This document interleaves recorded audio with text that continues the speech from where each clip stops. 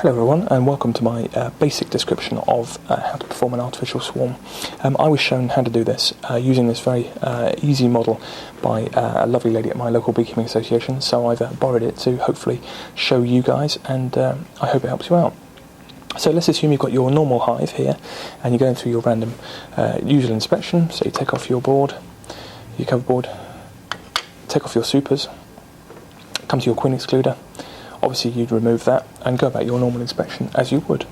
As you're going through, just turn that way, you're obviously looking in, you suddenly see some queen cells, and this is where you make the decision as to what you do, whether or not you make a new nuke up or whether or not you decide to expand your colony.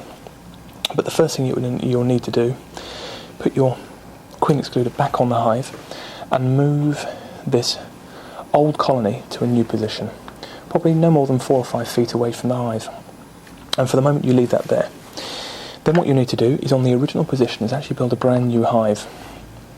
So you get your stand, get your brood box in here.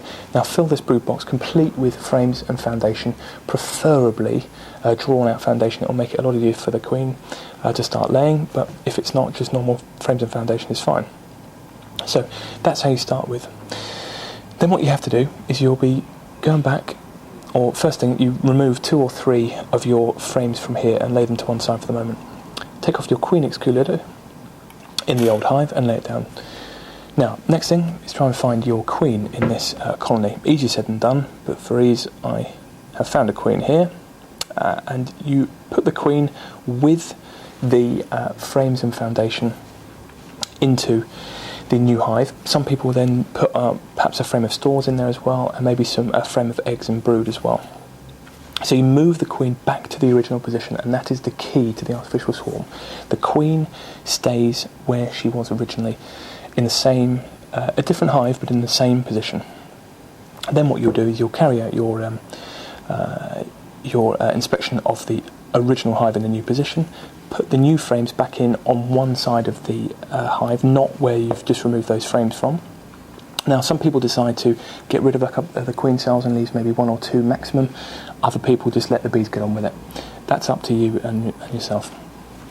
Then what you would do is you would put your queen excluder back on, and some people either put the supers back on this one, or perhaps if they are a little bit lacking in feed, they'll put a feeder on here as well. So you put your crown board on, you put your feeder, and you'll close this hive up. And that hive is then left to do their work. Then you come to the new hive on the original position. You've now got your queen in here with the empty frames and foundation. What you'll then do is put your queen excluder onto the top of the hive. You put your supers on to give them feed. You need feed in order for them to draw out the frames with the foundation on. And you can put your crown board on here, and the roof goes back on as well. So what you've now done is you've performed this artificial swarm. You've made the bees, which have raised the queen cells, think that they've now swarmed, because the queen is no longer there. There are a few less bees in the hive, but the queen's gone, so that thinks it's swarmed. Also, the queen, in theory, has presented itself with a new position in this new hive, where it's got very few frames, very few drawn out foundation, and hence the bees in here think it's swarmed. So both hives now think they have swarmed, and they'll go about their business. These guys raising a new queen, these guys drawing out foundation and trying to get the old queen to start laying quickly.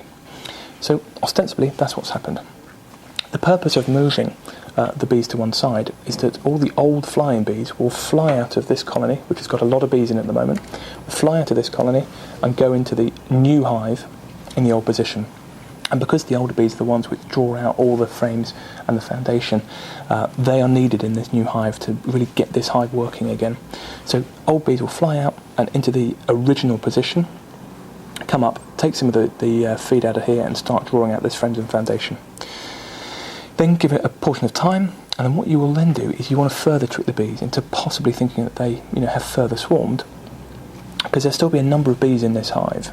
A lot of the old brood will be starting to hatch out, and so once that is done, you then pick up this hive and you move it to the other side of the new hive in the original position. And what happens then is these bees the newer bees, which will be flying out, will want to return to this position. However, there's no hive there, so what they will do naturally is they'll fly back into the old hive, or the new hive in a new position. Sorry, new hive in an original position.